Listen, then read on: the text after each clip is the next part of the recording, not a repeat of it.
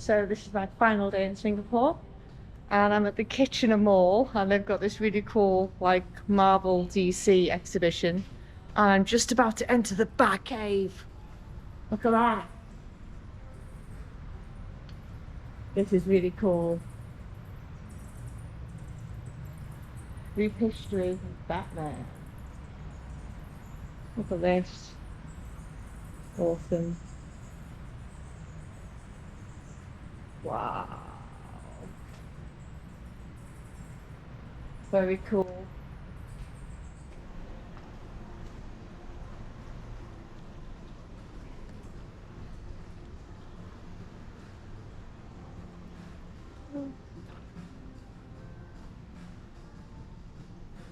This is cool.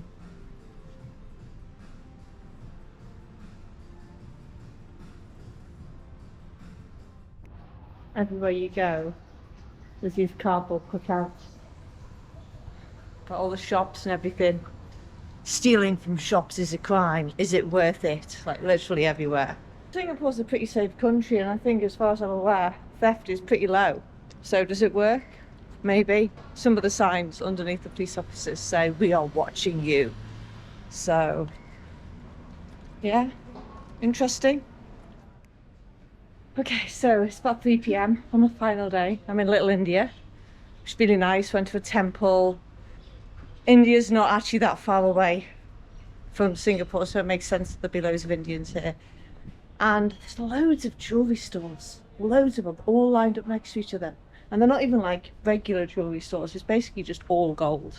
So you're walking past all these shops and you just get this like shiny kind of gold yellow coming out of all these shops, which is kind of cool. Not something I've ever really seen. Just lines and rows and rows and rows of just like gold shops with these big chains that you can buy and bracelets and everything. Once I'm finished here, what I'm going to do is I'm going to go to the airport. Across the road. Singapore airport is officially the best airport in the world, apparently. So I'm going to go there. Do that. It's also home to the largest indoor waterfall in the world. And it's been consistently ranked. I think it's like normally a toss-up between Singapore and Qatar. Qatar are considered like the two main best airports in the world. So apparently it's worth going early and having a wander about, go to the Jewel shopping mall, get something to eat. Apparently there's loads of stuff. There's a cinema at the airport. So I believe it's a tourist attraction in of itself. So that's the plan. Right, okay, so I'm at the airport. Went to check in, only to be told that I couldn't check in basically because it wouldn't let them. And so I had to go down to information service because they said ring this number, and I said how, with my phone mobile device. So she was like, go down to information services, borrow their phone. So I rang them, and they said basically because I didn't get my first flight from Denpasar to Singapore that it had been cancelled or something. I needed to pay to make a change to the booking. So 220 quid later, I then go back to the check-in desk, and the woman's like, oh, it's going to take half an hour for it to go through, so come back in half an hour. So basically I've decided I'm just going to go to Jewel, still have my backpack on me, gonna go to Jewel, have a walk around, and it's a good job I got here early, innit? Bloody hell. It's 20 past 5, nearly 5:30. The flight isn't until 12. So with any luck, I'll get it all. So I'll go back. I won't leave it too late. I'll just go back and find out it's definitely gone through. Because if not, I might have to be making another phone call. Fun times! So me leaving Bali has basically resulted in way more money than I expected. 220 quid to change my booking. I said I haven't changed my booking, and he was like, oh well, you were no-go, so it counts. Anyway, here we are. Oh, and that's the waterfall. Excellent.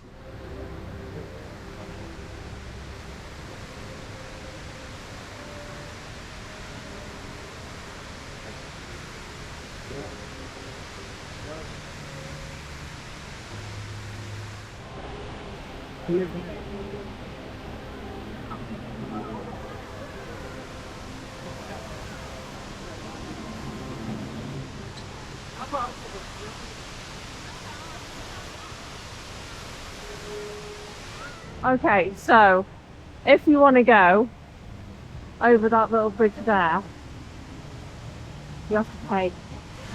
I wonder how much it costs to walk over that bridge in the airport to get tickets. Let's find out.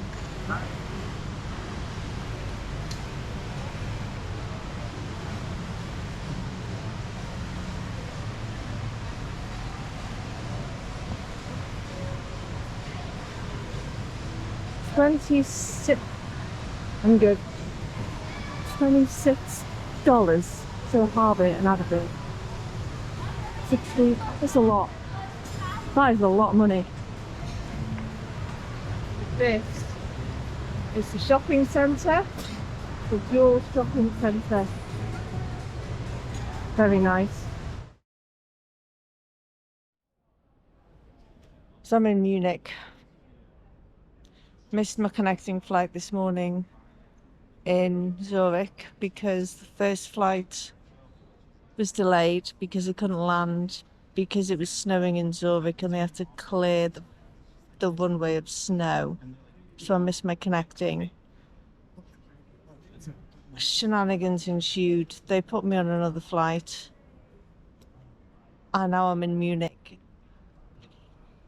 And my next flight is not until 4:20 this evening. So we're 11:30 now. I was planning on going out for a couple of hours, doing a bit of Bavaria, going to Freising, which is around the corner, nice little village. But then I realised I couldn't be fucked because I'm shattered.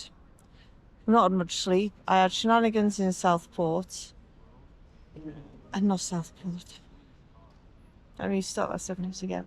I've had shenanigans in Singapore. I've had shenanigans in Zurich. And the last thing I wanted was shenanigans in Munich. Like me going out somewhere for the day, not being able to get Wi-Fi because for some reason my internet ain't working on my phone.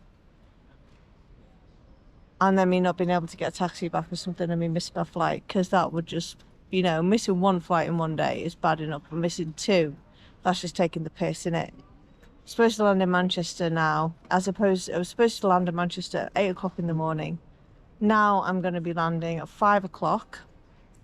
I then have to